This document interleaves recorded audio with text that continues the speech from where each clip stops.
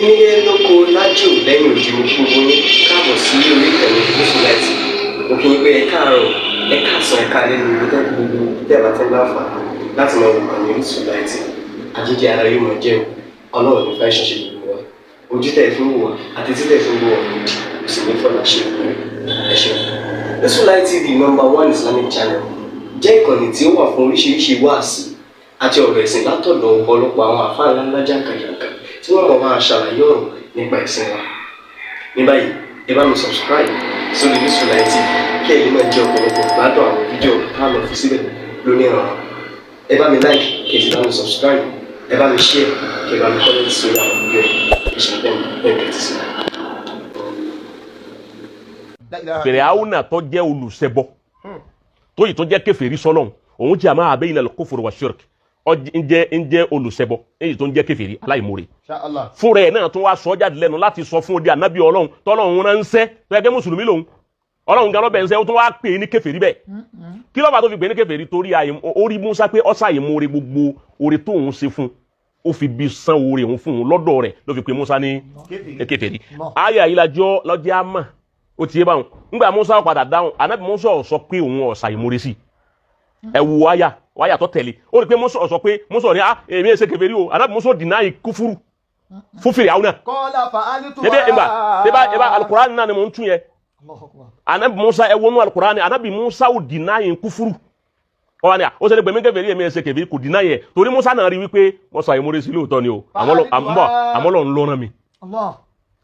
ọwọ́ ìgbà ìṣẹ̀ tó fi wá dáhùn fún òun ṣe kèfèrí ọwọ́ lè dáhùn pé fa'altuha èyí tó lọ́sẹ̀ fa'alta fa'alataka èyí tó pa kìbùtí tí Fíráúnà fi challenge ẹ̀ ọwọ́ ni bẹ́ẹ̀ ni lóòótọ́ ó ní lóòótọ́ lòun lèmi èèyàn tètè bọ́ lọ́wọ́ òun àmọ́ ìdán wà á ná ó ní olóhùn onígbà náà òun ọmọ mí náà dọ̀lín òun ọmọ ńgbà náà ó ṣèṣì bọ́ lọ́wọ́ òun ni ẹnu ó ní sẹ́ mo sì sá fún yín ìgbà tí n tó jẹ́ ń họ tí ò jẹ́ ń dúró ni pé ń bẹ̀rù kẹ́ ẹ má fìyà jẹ mí ló jẹ́ ń họ ibi tí n wá ń sálọ bí mo sálọ lọ́lọ́run ti wá fún mi ní wisdom ló fi fún mi ní irú ẹ̀bùn tó fún mi àti iṣẹ́ tó gbéra mi tí mo wá jẹ́ fún yìí. ó sì fi mi sínú àwọn òjíṣẹ́ ẹ rí i pé gbogbo ọ̀rọ̀ tí Mùsá sọ èsì ẹyọ kan náà lọ́fọ̀ kò fọ yèsí wa anta minal kafirin. ló jẹ́ ká mọ̀ wípé èèyàn á ṣe kúfúrù sí èèyàn á sì ṣe sọ́nà mùsùlùmí lè ṣe ó lè wá kúfúrù ó jẹ́ kò sí ẹ̀dá tí ò lè wù kọ́dà àtà ẹni tí ṣe ìdè àlùsúnà tí ń pèrè pé àlùsúnà lòun tí ń pèrè nsálàfí òun náà lè wá kèfèrí ó lè wá kúfúrù kìí ṣe kúfúrù ti tọ́lẹ̀pọ̀ mọ́ ṣíríkù kúfúrù ti àìmọ̀ oore tí ẹni tó sórí bá ṣe fún ni. ìsàn ẹni wọ́n bá jẹ́ àlùbáríkà tó kéwù lọ́rin tó sọ̀rọ̀ burúkú sí lọ́rin káfíìrù ni. ẹ gbọ́ so kọ́ wá sí ẹnìkan nílẹ̀ Yorùbá tí ó wí pé ogún dúkìá lọ́rin ò sí nínú mímọ̀ tó sọ òun dìbò ti dà sunniyan sufiyan salafiyan ó ti bá wọn àti gbogbo ń tọ́ba wù kó lè pẹ́rẹ́ ó ti bá wọn tí ó wà jáde wípé inú kéwù ń zilsila kéwù ń kò sí nǹkan kan tó tán mọ́ Ìlọrin bẹ́ẹ̀ kò sí asaru lọ́rin bẹ́ẹ̀ kò sí ohun tọ̀hún tó lè lanu sọ wọ́n bá ti lanu sọ kọ́ jáde kọ́ sọ a máa ní kọ́ máa béèrè àwọn àfa rẹ̀ tí ó fi dé pàlẹ́ bí mẹ́fà gbàjọba yìí dé pàlẹ́ ẹlẹ́ẹ̀kẹta a bá pa àfa àwọn kéwù yà yìí ọrú ẹni bẹ́ẹ̀ tó bá wá sọ orú ọ̀rọ̀ tí ò ṣe sí Ìlọrin àbọ̀ lẹ́ntì èsì ti lọrin mọ́ lọrin wàhúwá minal kafirin so gbogbo orú nǹkan yìí lágbọ́dọ̀ fi tírìtì irun tí ń ṣẹlẹ̀ yìí àmọ́ tí yàn bá ń ṣe pé problem kan bẹ tí nǹkan kan bẹ táwọn èèyàn mọ̀ tí yàn bá ṣe nǹkan kan fún yàn tó dùn ọ́ wọ́n ewu àkàn tó dùn ọ́ má tí ì sáré ṣe pé ọgbọ́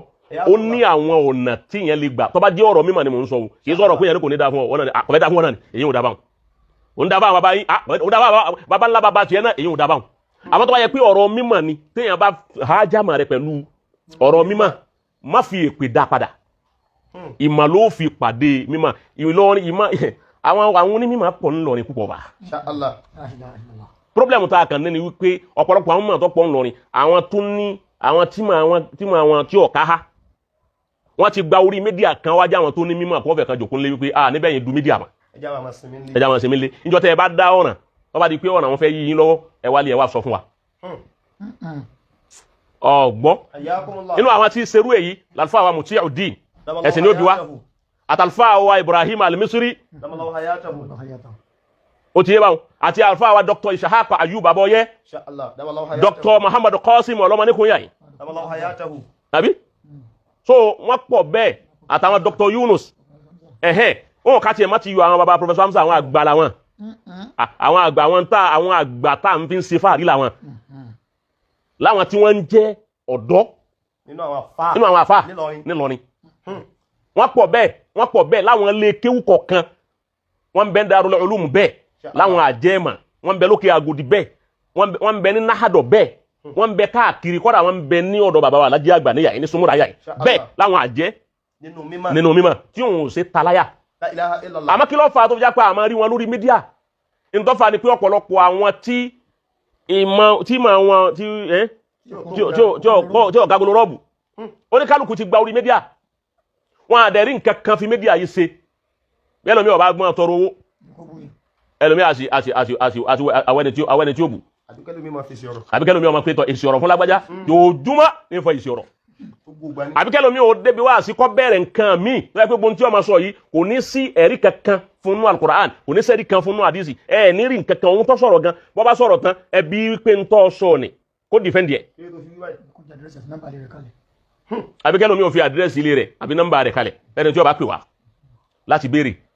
so ìwà fọ́nsẹ́rì mídíà rú nǹkan yìí ó mú àwọn tó jẹ́ oní mímọ́ tí wọ́n fẹ́ dìfẹ́ndì Ìlọrin pẹ̀lú mímọ́ ó mú wọn jòkó ńlé mú wọn sún sẹ́yìn àwọn bí wàhálà kan bá ti wá dé àwọn náà ó jòkó wọn máa retí ká gbé wá ká sọ fáwọn pé nǹkan báyìí ṣẹlẹ̀ pé àwọn ẹnìkan ń ta wá láyà pé àwọn àfáà Ìlọrin ọmọ kéwú làwọn wá dìde àìmọye rú ẹ̀ tí àwọn àlùfáà àwọn àlùmísírì ti ṣe àwọn àfáà mùtíwẹ̀sìn àìmọye dáwà tí wọ́n fi pe àwọn míì láwọn ìlú míì nínú àwọn tí ń jẹ́ sàlàfíà yìí gan láti fi pè wọ́n wípé lórí masala yìí ẹjẹ́ àwábi tá a bá ti pàdé ká wáyè kan mọ́sámà kan tá a pàdé ń bẹ̀ káwájọ náà kọ́ṣà ara wa ẹ̀yẹ pẹ́ẹ́rì wa káwa náà kẹ́rì wa kájọ ṣe mujadala ilmiya so ọ̀pọ̀lọpọ̀ èyí tí wọ́n pè wọ́n èyí sábà dáhùn